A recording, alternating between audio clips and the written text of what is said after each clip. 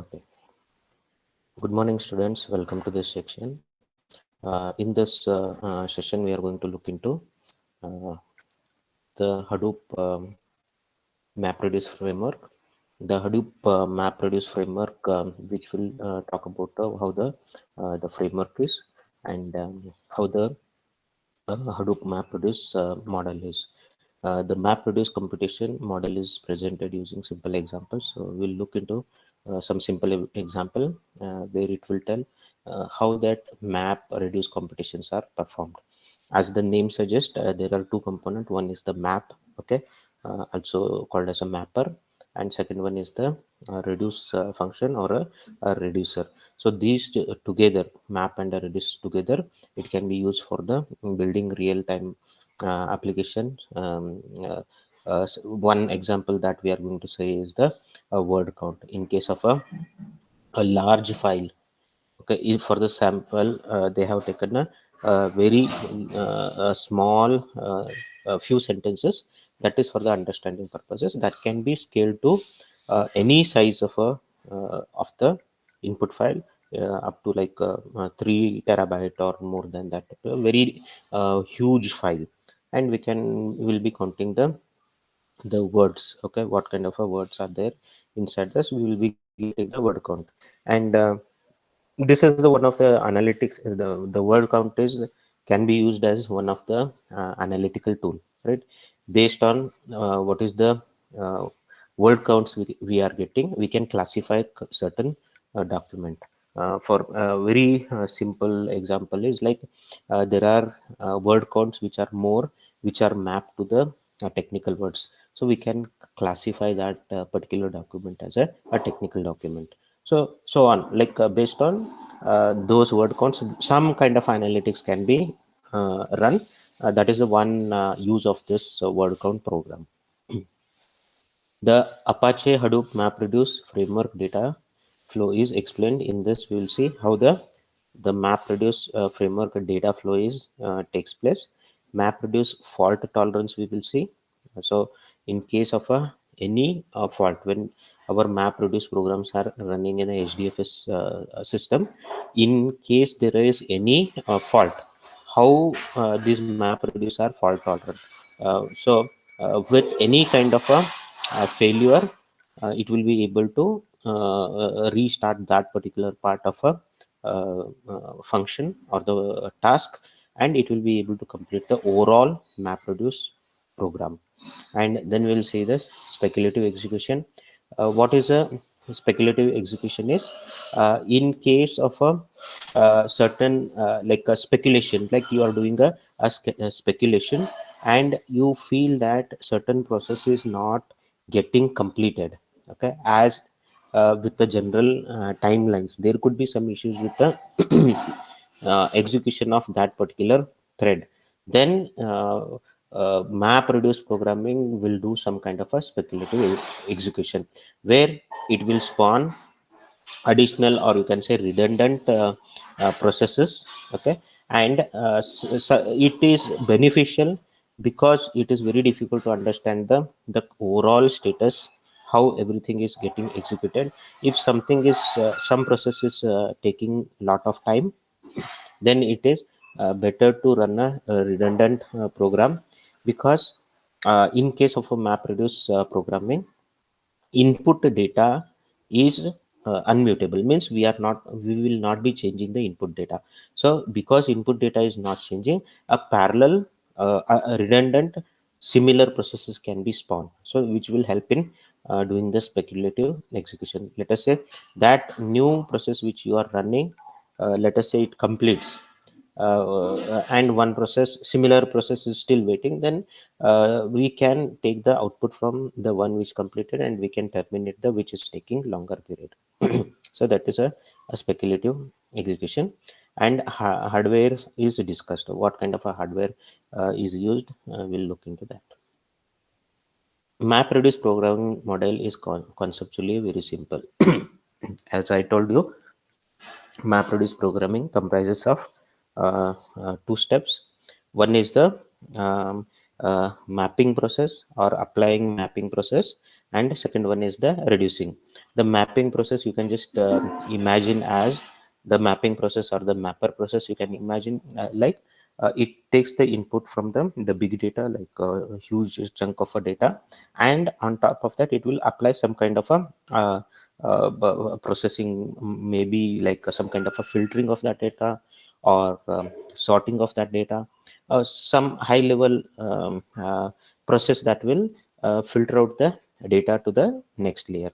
Then the mapper or the mapping processes, they will feed their output to the reducers or the reducing processes. And reducing processes, what they will do is they will consolidate the whatever the data that is received by the mapper process. So basically it will consolidate the all the data that is received from the mapper, and it will give the results. So the reducer programming or the reducing process, it works more like a consolidating, or you can say condensing or collecting kind of a processes we will have in the reducer, and it can be applied to many real world problems.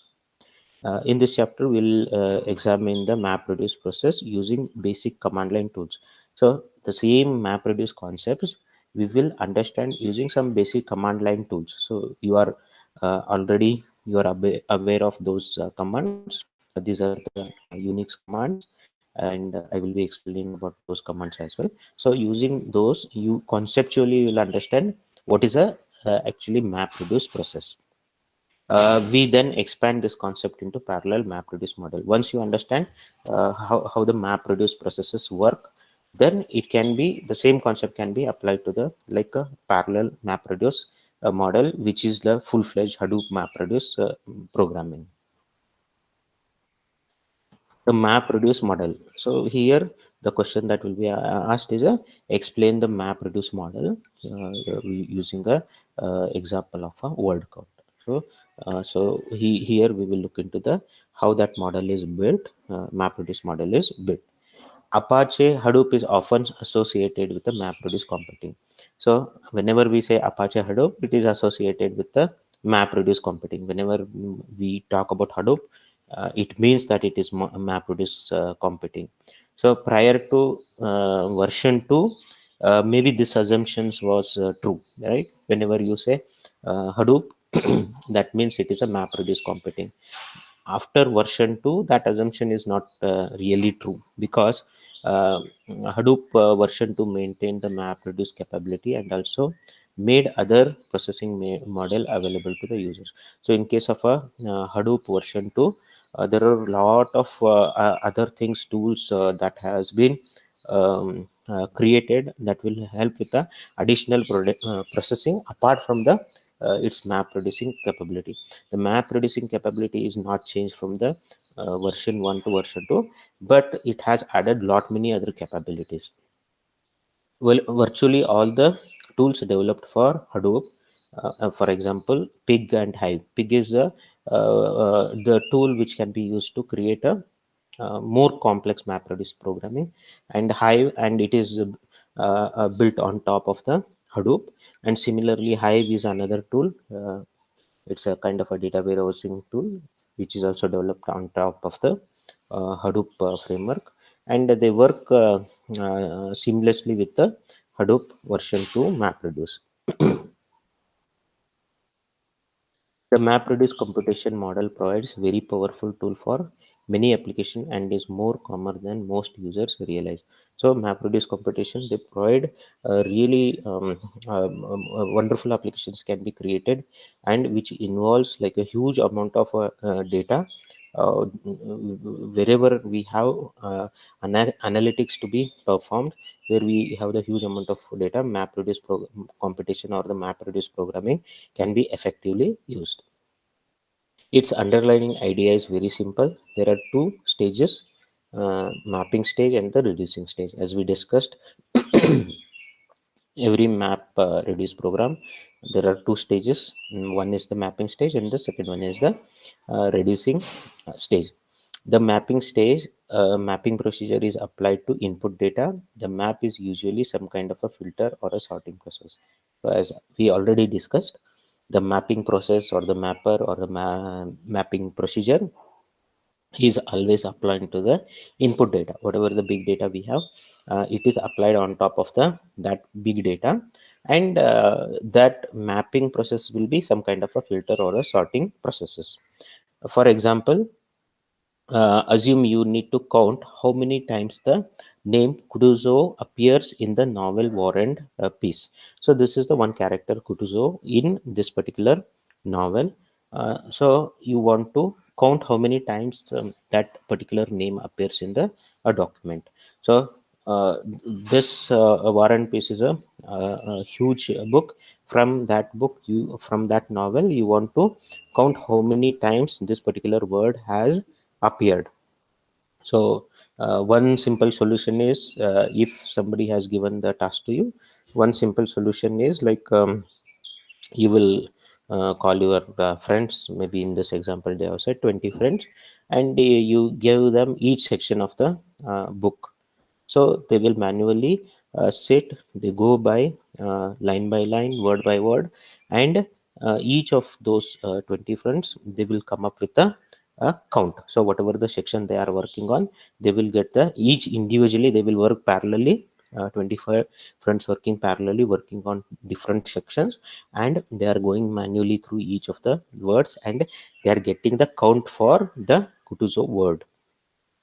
Then you will work as a reducer. Then you will take the count from everybody, like all the 20 people, and you will sum it, and you will give your output as one number, right? So in the here these 20 friends, they are similar to the mapper.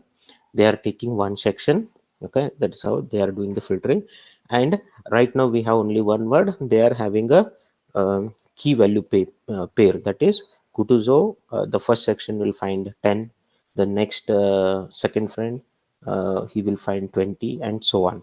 At the end, reducer will take those inputs from all the this 20 friends, and it will sum it up. So that is how we will come up with a one value, one output as a number. That is how many times that particular name has appeared in that particular novel, War and Peace.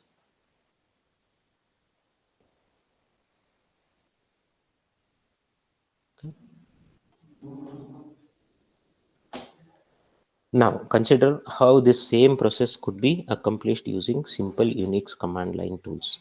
Okay, whatever the task was there, the same task. Now we will do it using the command line Unix commands, and then same results we will obtain.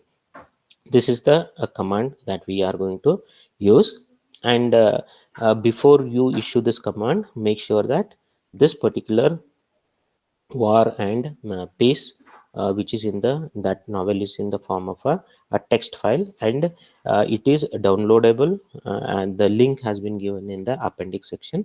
Make sure you download that particular text, and make sure wherever you are issuing the command, you copy into that location. So you already know how to copy a file from local system to HDFS, from HDFS to local, local to local, and or HDFS to HDFS.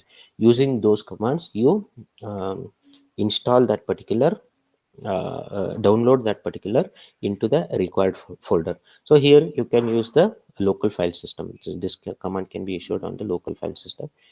Make sure that this file is available on the current folder where you are issuing this particular command. Then you will use the command grep. What is the grep command will do? Grep command will search for this key, whatever the key you specify here, it will search this key in this particular document. So here the war hyphen and hyphen piece dot text, you did not give any path. So that means it will look for this file in the current folder, whichever the folder you are logged in, it will look into that particular folder. And in this document, it will look for space Kutuzo. Inside the two double quotes, you will specify what is the key. So your key is space Kutuzo and space. This is the thing it will look for. So what it will do, the minute you issue this grep command, it will start looking into that file, and whenever it finds that particular word, it will print that line. So if you see the output, you will start seeing line one by one lines from that particular text, and each of those line will be having this particular word, space, this word, and space. So, and we can reduce the number of instances to single number 259 by sending the piping results of grep into word count minus L, WC minus L. So, if you issue this particular command, what you will see on the your standard output is like there will be a lot of lines will be printed. To be precise, 257 lines will be printed on the console because there are 257 instances of this particular word, and all those lines will be printed. If we want to summarize that particular result, okay, we know already it is 257 count. What we can use is we can use the pipe. Okay, the pipe will route the output into the next command, and the next command we are going to use is a WC. This is the Unix command, and minus L. Whenever see WC space hyphen L, then it will give you an output how many lines are there in particular document. So that is the output it will give. So this is how you will change your command line command. You will say grep same word key, then you have the document is same, then you will use the pipe symbol. So the pipe symbol, what it will do is, instead of giving the this particular output to the standard output, it will give this output as a feed or as a input to this particular command. So this particular command, what it will do is, from a given document, in this case, this what it is getting input as, it is getting 257 lines having a this particular word. It will count how many lines are there, and it will give a single output 257. So you can see how this large document, this particular large document, we converted into an one number. So basically we are looking for certain word, and it gives us a that particular number. This is how the map reduce. So this particular task is a mapping task, where this command is working as a mapper, and it is getting all the lines where this particular word is present, and it is giving that input 250 lines to the reducer. What is the reducer here? Reducer is just counting how many lines are there, and it is giving the output. That is the reducer process, and it will give the output as 257. Though not strictly a map reduce process, this idea is quite similar to and match faster than the manual process of counting the instances of Kutuzov in the printed book. So this works to be faster than you manually doing the map reduce process. The analogy can be taken a bit further by using the two simple shell scripts. The shell scripts are available from the book download page. So here the same map reduce, whatever the problem statement we have, for that map reduce program, we are going to implement using the shell scripts. Okay, so it is a we are going to use two shell script. One is a mapper shell script, and one is a reducer shell script, and using those two shell scripts, we are going to get the very similar results. Again, wherever you have this var hyphen and hyphen piece.txt file, in that folder, you are going to issue this particular command. So you are going to set cat space name of that file pipe. So what this will do is, cat will display the content of this file onto the standard output. Okay, and so means what, the cat will display all the lines that are present in the this particular novel, and that data is fed to the mapper. So you can see the pipe.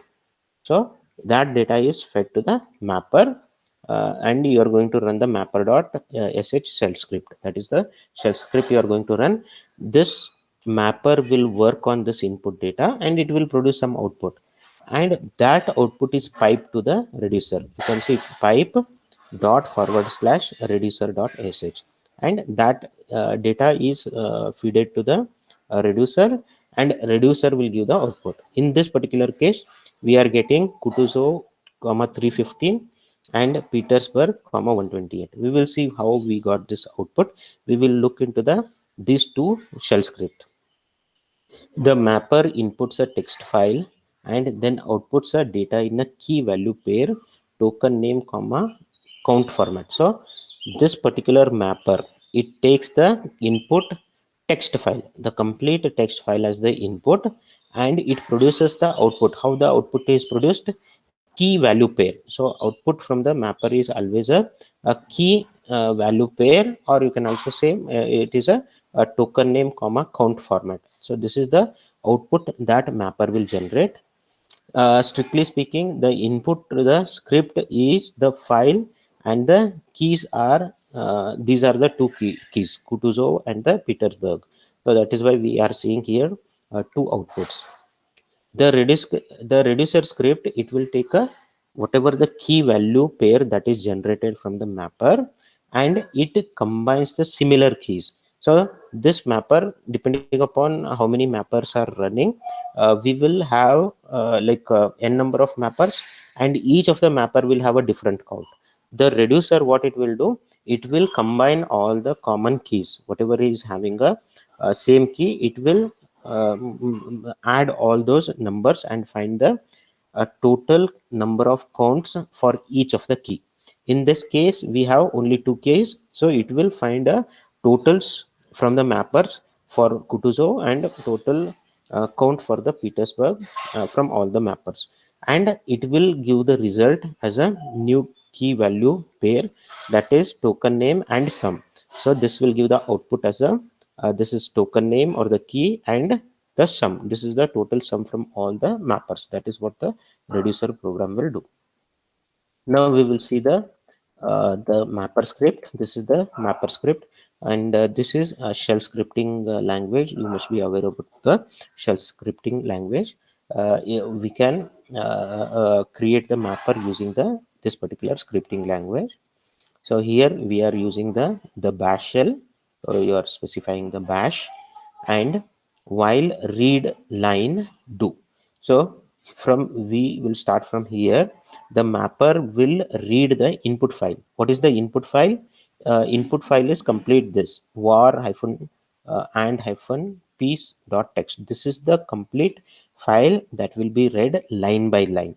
So it will read the first line from that particular text, and this is the loop here. This loop starts here and this loop ends here. Everything is inside the this outer for loop. So it will first statement, this will read the line. If it is not end of the file, we will have that first line that will be in the line variable for token in dollar line. So each of the word will be taken as a token. Suppose if the first line is having 10 words, this token will parse through each of those words, word by word it will go. And again another loop, if dollar token, if the value of this token is equal to this particular word, okay, Kutuzov, then what we will do is we will echo this to the standard output, that is Kutuzov comma 1. This particular text will be sent to the standard output. And if this value of the token is not Kutuzov, then we will check else if whether this value of the token is equal to Petersburg. If it is true, then what we will do, we will echo a string or a text Petersburg comma 1. So this will be outputted on the standard output. And then this will go for the, once one word is done, it will go here, it will go for the second word, same thing is done, third word, so on. 10th word. Once all the words are complete, then it will come here, it will go for the next line. Now it will read the second line. After reading the second line, that line will be tokenized, and each token will be checked whether it is equals to Kutuzov or whether it is equals to Petersburg. If it is equal to Kutuzov, then it will output this particular string or the text onto the standard output, that is Kutuzov comma 1. If that token value equals Petersburg, then it will output Petersburg comma 1. So if you can see here, what is the output of the mapper program? Mapper program is outputting Kutuzov comma 1 or Petersburg comma 1 if those words are present. It will read completely the input file from starting line to the ending line, and wherever it finds Kutuzov or Petersburg, it will display Kutuzov comma 1 or this particular text onto the standard output. And if you see, this is outputting as a key value pair. So it is key is what, Kutuzov comma 1, or it can be Petersburg comma 1. Those are the values it is giving to the standard output. That output will go as input to the reducer program. Now you can understand what reducer program is getting. Reducer program is getting the input as Kutuzov comma 1, Petersburg comma 1, Kutuzov comma 1. So multiple values it is getting from the mapper, and every time the mapper will give comma 1, because whenever it finds one instance of the appearance of this word, it will say Kutuzov comma 1. Now reducer program. So in the case of a reducer script, this is same, it's a bash shell. Then you will have two counts, one for the first word, that is Kutuzov, and second one is for the Petersburg word. Initially we will set it to 0. So k count is equal to 0, p count is equal to 0. While read line do. So when we say while read line, what input it is getting is a series of text saying Kutuzov comma 1 or Petersburg comma 1, Kutuzov comma 1, Kutuzov comma 1, whatever the way mapper is giving the output based on how it is parsing the input file until end of the file. Those output will come to the reducer as a input. So what we will get the line as either Kutuzov comma 1 or Petersburg comma 1. So it will read the line, and this is the beginning of the loop, and this is the ending of the loop. So once it reads, if the line is available, then it will come inside here.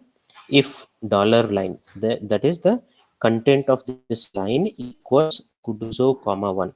This is exactly same what the the the mapper is giving the output. So we are comparing whether it is Kutuzov comma 1. Then what we will do, count is equal to count plus 1. Initially it is 0. If it finds the first instance, it will increment the count value to 1. If it is not this, then we will check whether the content of the line is Petersburg comma 1. If it is true, then we will increase the p count is equal to p count plus 1. So this thing will go on until all the outputs from the mapper are passed. So all the outputs are passed, then we will have this number will be keep on increasing as we get this kind of a text message from the mapper.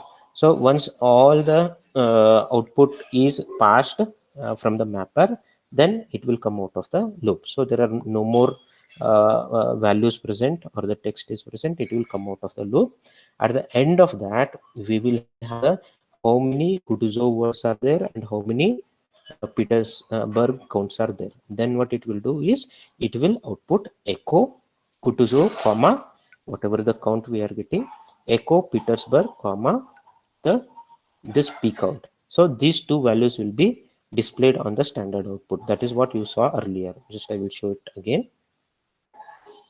So after you executed this command, cat, the name of the file, pipe sign, then dot forward slash mapper dot sh, means this mapper dot shell script and reducer shell script that we just saw, those two shell scripts should also be present in the current folder. pipe dot forward slash mapper program. Again, that value, that output is piped as input to the reducer. Pipe dot forward slash reducer dot sh. You will get the output like this: Kutuzov 315, Petersburg 120. So one question here is, earlier when we did it manually, okay, using the not manually, using the command line grep, we found the count as 257. The difference here is, the next we are getting here as 315, and this is less. The reason behind that is the search key that we used here. We had space, Kutuzov and space. This is what we looked for, but this ignored those cases where we have Kutuzov comma or Kutuzov dot. So if the name appears in the end of a sentence, or there is a comma after this name, those things will be missed out here, but those things are captured here. Okay, if you see here, what we are looking is, we are just looking for this particular word. We are not caring whether there is a space on both the sides or a dot on both the sides or any other character on both the sides. What we are looking is we are just looking for this Kutuzov. If it is present, then we will give this message, that will be counted. That is why you are seeing the number for word count for Kutuzov is higher in this case, 350.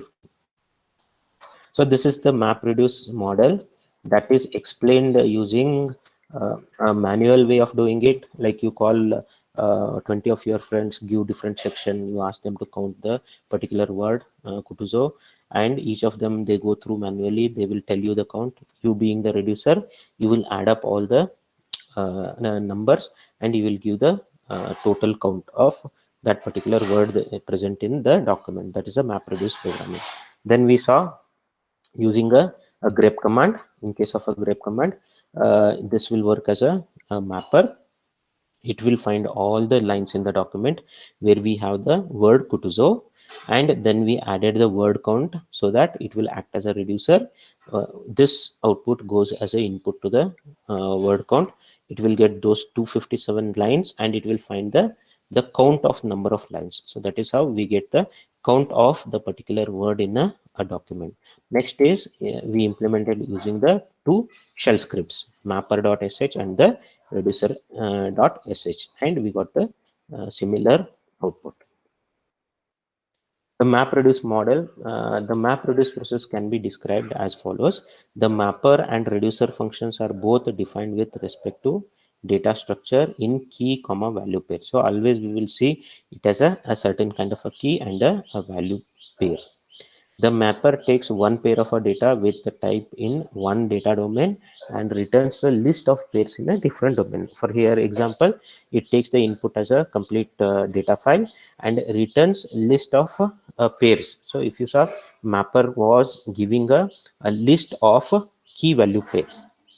So you can see the map key 1 comma value 1 list key 2 value 2. The reducer function is then applied to each key value. So reducer function will work on the key value pair that is given by the mapper, which in turn produces a collection of values in the same domain. So if you can see here, reducer, what it will take, key 2 and list value 2, and it will give a value 3.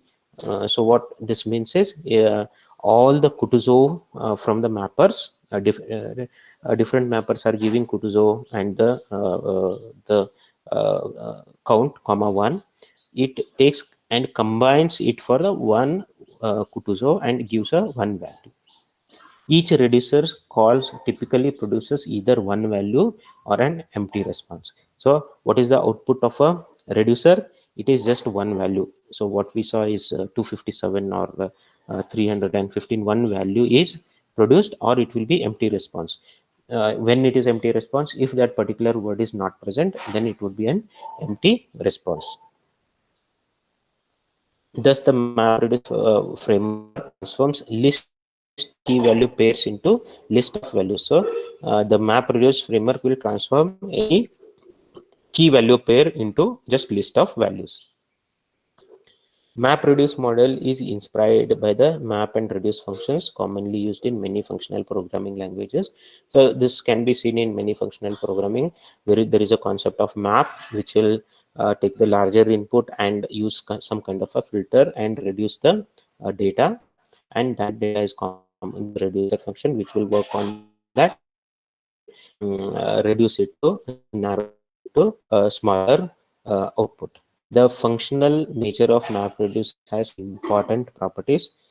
So what are the important properties of the MapReduce programming is data flow is in one direction. So if you are see, data will always flow from map to reduce, and data will never flow between the two maps. Okay, it will go from only one direction. It doesn't go in the reverse direction.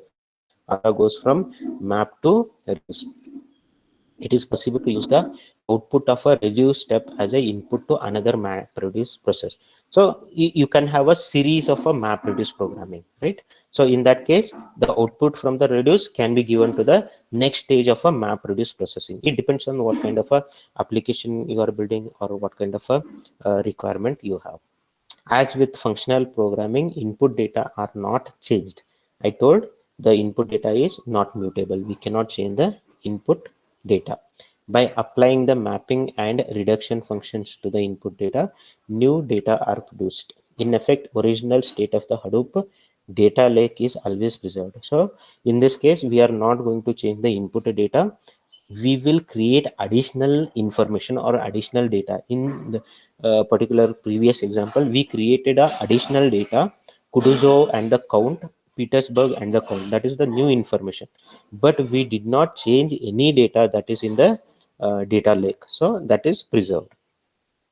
Because there is no dependency on how mapping and reducing functions are applied to the data, the mapper and reducer data flow can be implemented in any number of ways to provide better performance. So since there is no dependency between the mapping and the reducing functions, the mapper and the reducer can be implemented in any number of ways that we want. So as I told you, you can have a two stages of map reduce. The first stage, reduce output can be given to the next stage, map reduce, and also the number of mapper programs you are going to use. Right now what we used is just one mapper and one reducer. We can have multiple mappers and multiple reducers that we will see in the parallel model. Distributed implementation of MapReduce enable large amounts of data to be analyzed quickly.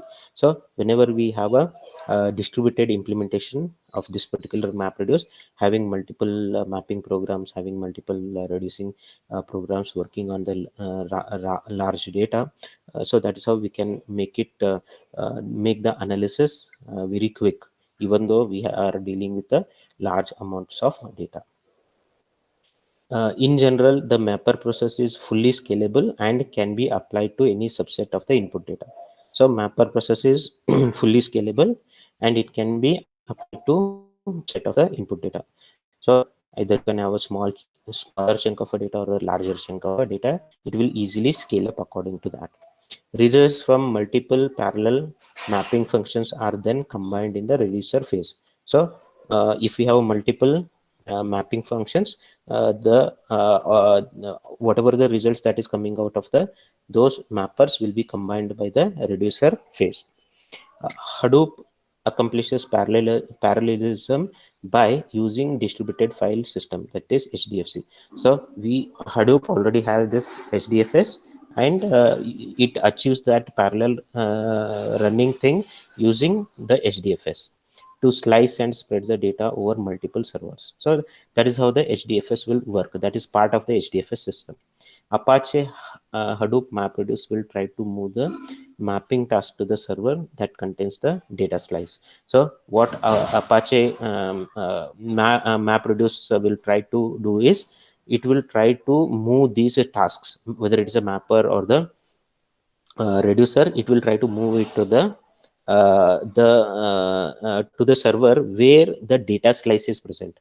So if you remember, when we started discussing on the Hadoop system, the main intention here is to move the processes way to the the location of the data, not the vice versa. We are not going to get the data to where the processing happens. We will move the processing to the data where it is present. So this is done as much as possible. If the process can be executed on the same server where the data slice is there, that is the best case scenario. And whenever it is possible, it is done.